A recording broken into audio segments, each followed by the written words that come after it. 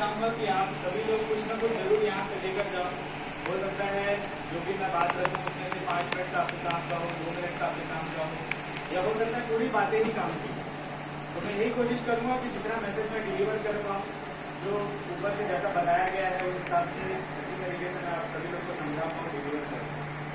तो सबसे पहले तो मैं अपने गुरु के बारे में बताता हूँ। माननीय श्री शाहनवाज चौधरी भारती जी भारत के एकमात्र पॉलिटिकल ट्रेनर हैं, पहले और एकमात्र पॉलिटिकल ट्रेनर, जो अलग अलग राज्यों में जिनकी टीमें काम करती हैं और अलग अलग नेताओं के लिए काफ़ी काम कर चुके हैं और इलेक्शन की स्ट्रेटेजी वगैरह मेंटेन करते हैं, मैनेज करते हैं। जैसे मान लो भाजपा के नेता हो या कांग्रेस के नेता हो, बहुजन समाजवादी पार्टी के नेता, तो हर किसी के नेताओं की जो नफ्स होती है उस नफ्स को वो समझते हैं, सरकार की नफ्स को समझते हैं। वो चाहे वो राज्य सरकार हो, चाहे वो केंद्र सरकार हो, चाहे वो लोकल सेल्फ गवर्नमेंट बॉडी हो। तो इसलिए उनके द्वारा जो दिशा निर्देश दिए जाते हैं उस पर हम काम करते हैं। हम सभी, जैसे मुझे छत्तीसगढ़ की जिम्मेदारी दी गई है, मैं श्री शाहनवाज चौधरी भारती जी की टीम से हूँ। मेरा नाम है रजत सिंह भारती और मुझे चूंकि छत्तीसगढ़ की जिम्मेदारी दी गई है इसलिए मैं छत्तीसगढ़ के सभी लोगों को कनेक्ट कर रहा हूँ एक दूसरे से। और मीटिंग बुलाने का रीजन भी यही है कि हम सभी लोग जब तक टीम वर्क में हम लोग काम नहीं करेंगे तब तक इस मिशन को सफलता के रास्ते पर हम नहीं ले पाएंगे। यदि हम केवल अकेला प्रयास करें, केवल यदि मेरे ऊपर कोई कर्जा नहीं है, मेरे गुरु श्री शाहनवाज चौधरी भारती जी उनके ऊपर भी कोई कर्जा नहीं है, लेकिन हम सभी लोग प्रयास कर रहे हैं आप जैसे लोग को के जो कर्जे मुद्दा है इस मुद्दे को उठाया जाए, आगे किया जाए, क्योंकि हम जानते हैं कि भारत में करोड़ों लोग ऐसे हैं जो लोग कर्जे की दलदल से आज गिरे हुए हैं, उसमें फंस चुके हैं। बहुत सारे व्यापारी लोग सुसाइड तक कर ले रहे हैं, बहुत सारे लोग मेंटल डिप्रेशन के शिकार हैं। कॉल्स तो मेरे को ऐसे भी आते हैं कि काफी लोग अपनी पत्नियों को भी नहीं बता रखे कि कितना उन्होंने कर्जा लिया है, अपने परिवार में अपने घर के बच्चों को भी नहीं बता रखे हैं कि कितने मेंटल डिप्रेशन में है। तो वो लोग एट लास्ट यही काम करते हैं कि सुसाइड कर लेते हैं। ये सोच लेते हैं कि मेरे ऊपर तो कर्जा है, अब मैं क्या करूंगा क्या नहीं करूंगा, डिमोटिवेटेड होने के बाद सुसाइड कर लेते हैं। उनको यही चारा मिलता है। लेकिन कंपनी वाले इससे भी और क्रूर है।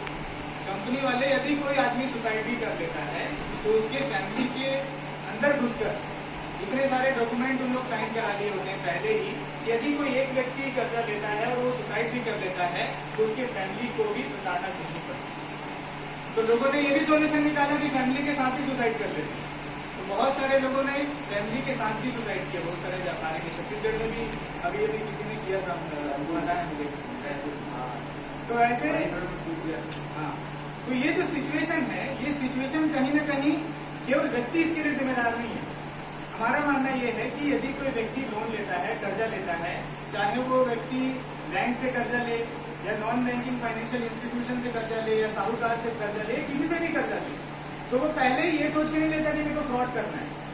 वो पहले ये अपनी स्थिति देखता है कि मैं कितना उस कर्जे को लौटा पाऊंगा, कितनी मेरे पास पूंजी है, क्या मैं कर सकता हूँ, कितना मेरे पास महीने की सैलरी आती है, कितना इनकम जनरेट होता है कि उस महीने के हिसाब से उस कर्जे को लौटा पाए।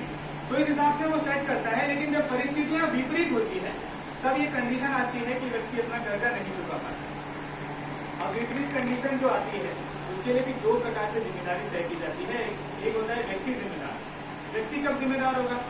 यदि व्यक्ति खुद से ही काम करना बंद कर दे, यदि अपने घर में ही बैठ जाए कि अरे यार मेरे से तो नहीं हो पा रहा, मेरे से नहीं हो पा रहा, खुद ही डिमोटिवेटेड होकर घर में बैठ जाए, तो वो कर्जा कभी जीवन में नहीं चुका पाए। और दूसरी कंडीशन ये होती है कि जब सरकारें, चाहे वो राज्य सरकार हो चाहे केंद्र सरकार हो, ऐसी अपॉर्चुनिटीज को ही खत्म कर दे जो कि लोगों को मिल रही थी अपॉर्चुनिटी, ऐसे व्यापार को खत्म कर दिया जाए, लोगों को जो रोजगार मिल रहे थे उस रोजगार में कमी आ जाए। और हमने देखा है जब ये कोरोना लॉकडाउन की सिचुएशन आई, जीएसटी जब से आया, काफी सारे व्यापारियों के ऊपर इसका इम्पैक्ट पड़ा।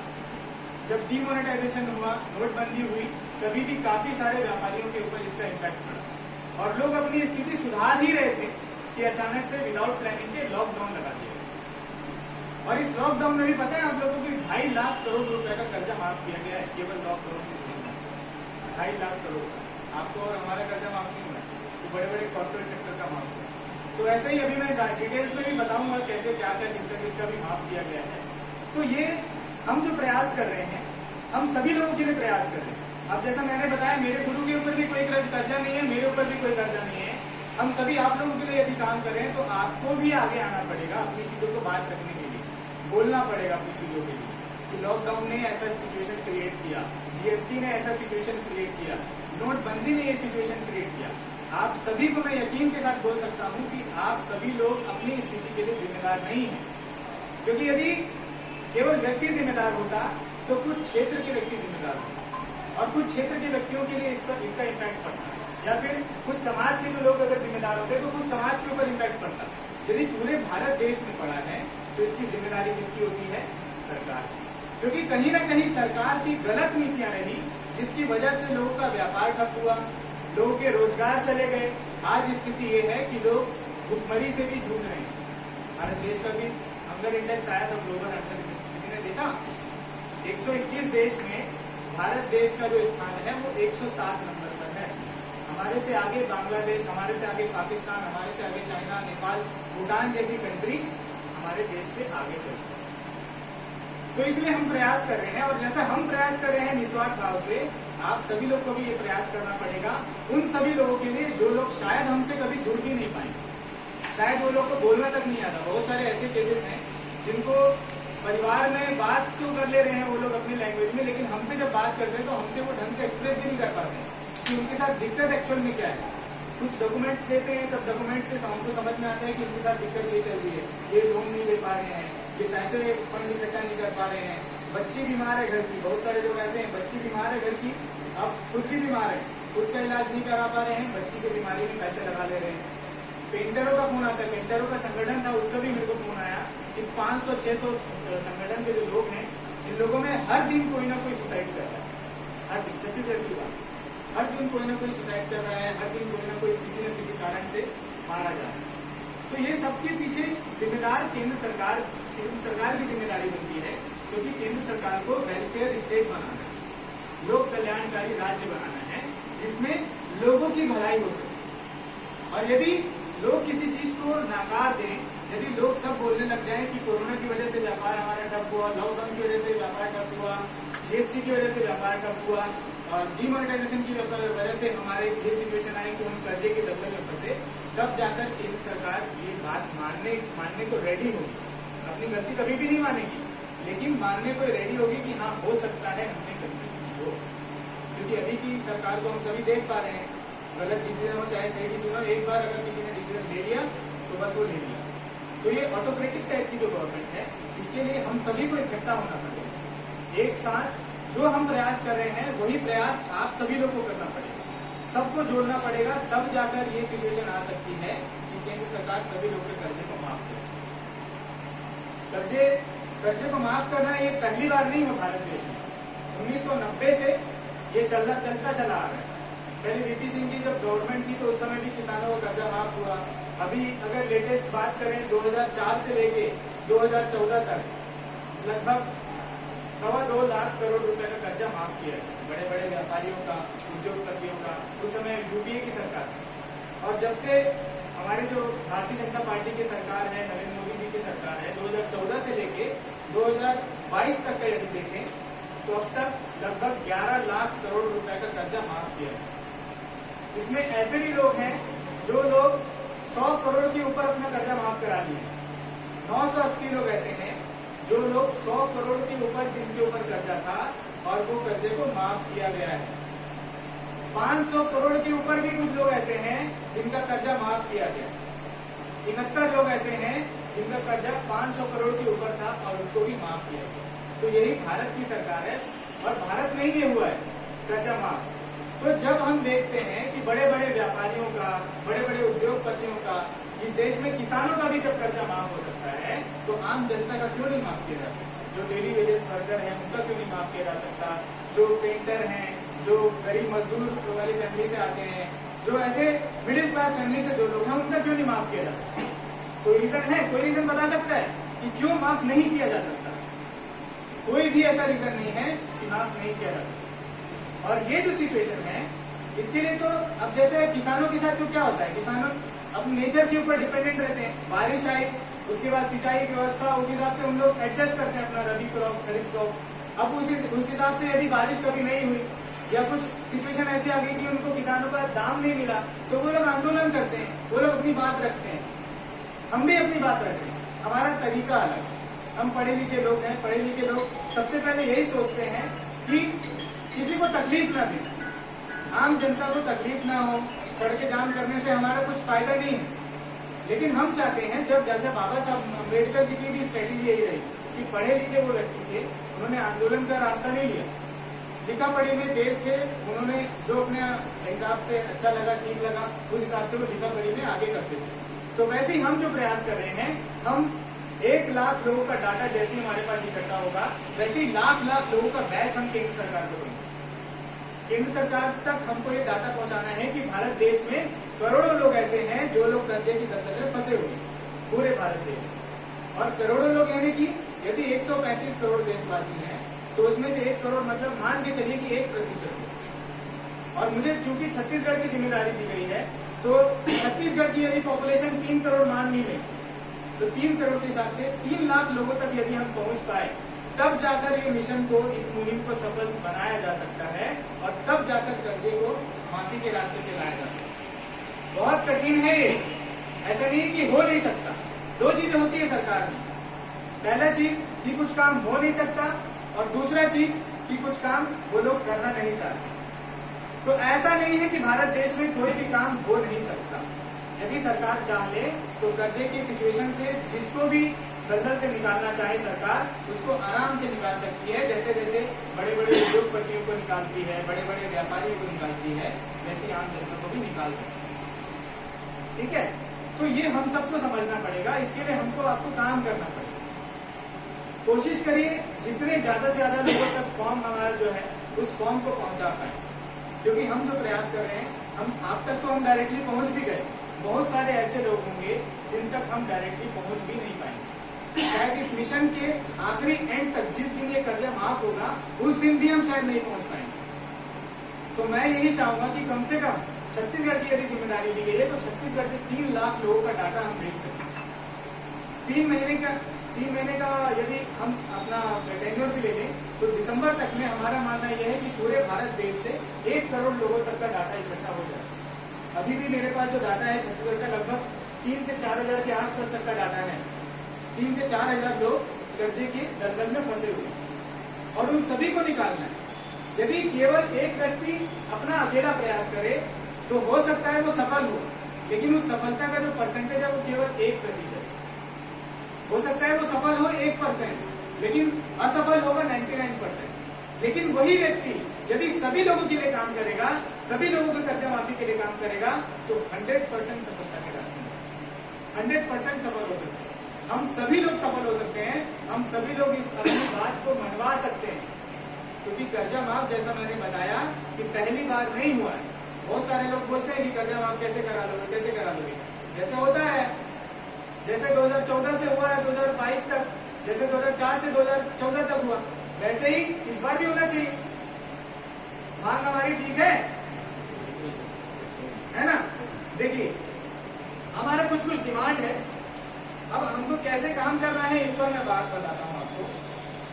बहुत सारी प्रॉब्लम्स आती हैं, जैसे कि किसी के ऊपर कर्जा है, तो अभी तत्काल में क्या सिचुएशन हो सकती है, तत्काल में कैसे करें। तत्काल के लिए तो हमारे पास अभी एक्चुअल में कोई रास्ता नहीं है। फिर भी हम कोशिश ये करते हैं कि जितना गाइडेंस दे पाए उतना गाइडेंस हम दे देते हैं कि लोकल वकील को पकड़ लो, या फिर कुछ नोटिस आया तो उस नोटिस का जवाब कैसे देना चाहिए, इसके आधार पर हम कुछ बातें रख लेते हैं। लेकिन प्रीफर यही हम करते हैं कि लोगों को इतना गाइड कर दिया जाए कि वो लोकल वकील तक पहुंच जाए। कम से कम ये नौबत ना आए कि उसका घर खिंचा गया या उसकी गाड़ी खिंचा गई, ये कंडीशन ना आए। ऐसे भी सिचुएशन है, बहुत सारे लोगों ने एप्लीकेशन से लोन लिया। अब उस एप्लीकेशन से लोन लिया 10,000 रुपए का, और जैसा शायद कितने साथ को हुआ, अभी 10,000 रुपए का लोन लिया, 15,000 रुपए पटा चुके हैं और 20,000 रुपए अभी और पटाना है। ये कंडीशन है। कंडीशन ये भी है कि कुछ लोगों ने एप्लीकेशन से लोन लिया और वो चाइनीज एप्लीकेशन थी। उन लोगों ने क्या किया कि आप जब लोन लेंगे या चाइनीज एप्लीकेशन को डाउनलोड करेंगे, आपको पता नहीं चलेगा कि चाइनीज एप्लीकेशन क्या है। आप जब भी डाउनलोड करेंगे उसको, तो आप लोग अलाउ करते जाएंगे। मोबाइल में आता है नोटिफिकेशन कि इसको अलाउ करना है कि नहीं, अलाउ करना है कि नहीं, तो अलाउ करते हुए जाएंगे। अब उस अलाउ करते हुए जाने में क्या होता है कि उसमें ये भी लिखा रहता है कि क्या हम आपके कॉन्टेक्ट को भी ले सकते हैं, क्या हम आपका डाटा भी ले सकते हैं, क्या हम आपका फोटो भी ले सकते हैं। तो आप सबने सभी को अलाउ कर दिया। तो ऐसे केसेस आए हैं कि व्यक्ति 10,000 रुपए केवल लोन लिया और वो व्यक्ति 15,000 रुपए पटा दिया, उसके बावजूद उसको और 10,000 रुपए पटाने के लिए बोला जा रहा है। और यदि वो व्यक्ति नहीं पटा रहा है तो उसके साथ क्या किया जा रहा है, एक ग्रुप बनाया जा रहा है। और ग्रुप किसका, जिसका कॉन्टेक्ट उसके पास है, मम्मी के नाम से, पापा के नाम से, बुआ, दादी, चाचा, ताई, सब किसी के नाम से, जिस नाम से वो सेव कर रखा है, उन सभी लोगों का कॉन्टेक्ट लिया जा रहा है, उनका ग्रुप बनाया जा रहा है।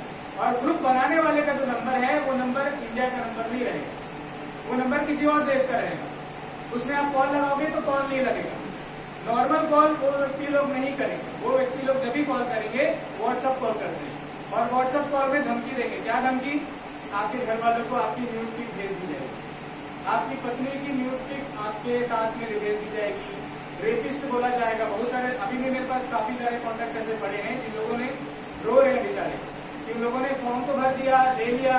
कुछ लोग ऐसे थे जो 2000 के लिए एप्लीकेशन डाउनलोड किए, वो लोगों ने आधे रास्ते तक एप्लीकेशन को अप्लाई किया लेकिन पूरा 2000 रुपए लिया नहीं, 2000 की जगह 10,000 रुपए आ गए अकाउंट में।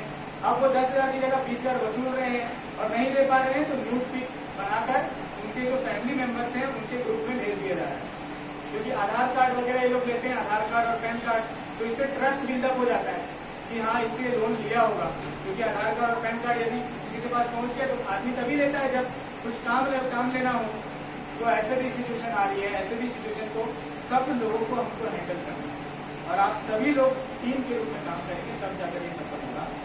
अब प्रिंसिपल होते हैं हमारे काम करने का तरीका होता है 3W1H, ये प्रिंसिपल है हमारा। 3W1H मतलब व्हाट, सबसे पहला है व्हाट, W मतलब व्हाट, व्हाट मतलब क्या, क्या करना है हमको। तो हमको इस मिशन को सफल बनाने के लिए 1 करोड़ लोगों तक पहुंचना है। अब जैसे छत्तीसगढ़ के बारे में यदि बात करूं तो 3 लाख लोगों तक हमको पहुंचना है। अब कैसे के रास्ते आप सभी लोग अपने हिसाब से भी ढूंढ सकते हैं, मैं भी अलग तैयारी कर रहा हूं कैसे पहुंचा जाए अलग लेवल पर। आप सभी लोग टीम के रूप में यदि हम काम करेंगे तो बेशक हम 3 लाख तक एकदम आराम से पहुंच सकते हैं 3 महीने के अंदर, और 1 करोड़ का डाटा तुरंत ही सरकार को हम भेज सकते हैं। अभी लगभग 85,000 के आसपास तक का डाटा आज की डेट में हमारे पास आ चुका है पूरे भारत देश से, जिसमें 3 से 4,000 का डाटा छत्तीसगढ़ से है। तो वैसे ही आप जैसे फैमिली ग्रुप में, फ्रेंड्स में, या फिर जितने भी सोशल मीडिया आप लोग यूज करते होंगे उन तक इस फॉर्म को पहुंचा दीजिए।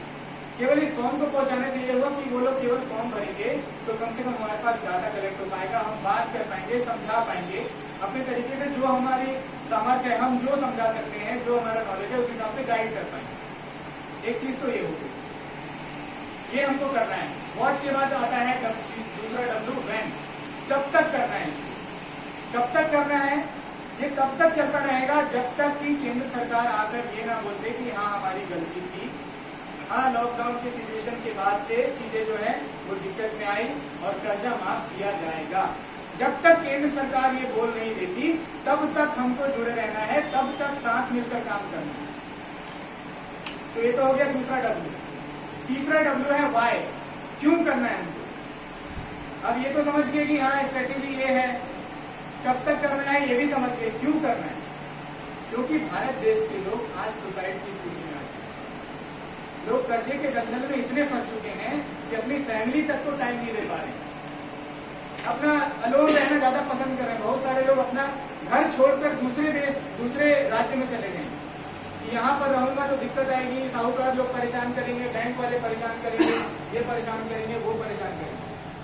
तो उन सभी लोग की मदद करनी है। हम आपको कम से कम बोल भी पा रहे हैं ना, अपनी बातों को रख पा रहे हैं। बहुत सारे ऐसे लोग हैं जो लोग अपनी बात को रख भी नहीं पा रहे। उन सब की आवाज करना है हम सबको, उन सब के लिए काम करना है।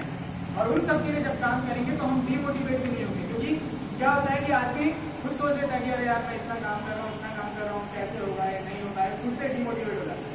लेकिन जब हम ये सोच लें कि हमको दिख भी नहीं रहा है किस व्यक्ति के लिए हम काम कर रहे हैं, और तब जब हम काम करेंगे तब वो जो मोटिवेटिंग फैक्टर रहेगा वो जीवन भर के लिए हो सकता है मोटिवेटिंग फैक्टर। और आज जिस नींव की शुरुआत की जा रही है उस नींव के जो आप पिलर्स बनेंगे वो पिलर जीवन भर याद रखे जाएंगे।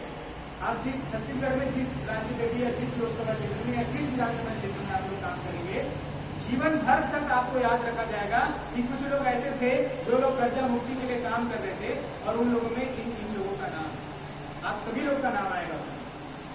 इसके लिए हमको काम करना। और हाउ, 3 W तो हो गया, एक होता है H, H मतलब हाउ, कैसे काम करना है। अब जैसा मैंने बताया, मेरे गुरु श्री शाहनवाज चौधरी भारती जी, वो भारत के एकमात्र पहले पॉलिटिकल ट्रेनर है, तो उनको सब चीजों की नब्ज पता है कि सरकार कब जाग सकती है, कब नहीं जागेगी, कितने लोग इकट्ठा होंगे तब सरकार मानेगी, कितने लोग जाएंगे तब सरकार मानेगी। तो जो स्ट्रेटेजी उनके द्वारा तैयार की जाती है, उस स्ट्रेटेजी में पूरे भारत देश में काम किया जाता है। छत्तीसगढ़ में भी उसी स्ट्रेटेजी के तहत काम किया जाएगा और अनेक राज्यों में, जितने भी राज्य हैं उन सभी राज्यों में उनके द्वारा बताई गई रणनीति के हिसाब से काम किया जाएगा। और जब हमको पता है कि हमारे गुरु श्री शाहनवाज चौधरी भारती जी के पास पूरी रणनीतियां तय हैं, तो केवल क्या करना है, हमको रणनीति के ऊपर काम नहीं करना है, हमको केवल अपना जो दायित्व है इसके ऊपर काम करना है, हमको केवल अपना मैसेज पहुंचाना है, हमको केवल अपना जो फॉर्म जो हमने दे रखे हैं इस फॉर्म को पहुंचाना है। 2 बार इससे पहले हमारा डेलीगेशन फाइनेंस मिनिस्ट्री भी जा चुका है और फाइनेंस मिनिस्ट्री जाने से ये फायदा मिला हम लोगों को कि भारत सरकार को 2000 से ज्यादा ऐसे जो चाइनीज एप्लीकेशन थे, जो लोग लोन प्रोवाइड कर रहे थे और जैसा मैंने बताया फोटो वीडियो इस टाइप पे शेयर कर रहे थे, तो 2000 से ज्यादा एप्लीकेशन को भारत सरकार को बैन करना पड़ा। तो जो लोग ये सोचते हैं कि ये सबसे कुछ नहीं होने वाला, तो उन लोगों के लिए एक मैसेज है कि हमने पहले भी कर दिखाया है और आगे भी कर दिखाएंगे, बस केवल साथ चाहिए, आप सभी लोग का साथ चाहिए, तब जाकर इस मिशन को सफलता के रास्ते पर ला सकते। और मेरे लिए हर एक व्यक्ति इंपॉर्टेंट है, चाहे वो बेरोजगार आदमी हो, चाहे वो 1 रुपए कमाने वाला हो, चाहे वो करोड़ रुपए कमाने वाला हो, हमारे लिए हर व्यक्ति इंपॉर्टेंट है, क्योंकि हर व्यक्ति का कहीं ना कहीं अलग प्रकार का दायित्व हो सकता है। कुछ लोग यहाँ आना चाहते होंगे लेकिन नहीं आ पाए, उनकी फैमिली प्रॉब्लम होगी, कुछ और अलग प्रॉब्लम होगी, लेकिन उन सबको उनको समझना है। कर्जा माफी के लिए सभी लोग तैयार हैं, सभी को ऐसे प्रयास करना पड़ेगा, आगे आना पड़ेगा, तब जाकर ये सिचुएशन हैंडल की जा सकती है। और यदि 2-4 चीजें आपके जानने लायक भी है, एक तो ये चीज, अब आप लोग जैसे हम लोग से जुड़ चुके हो, तो मैं आप सभी को अपना परिवार समझता हूँ। अब आप लोगों की समस्या हमारी भी समस्या है, आपकी समस्या मेरी समस्या, और मेरी समस्या मतलब हमारे पूरे परिवार की समस्या।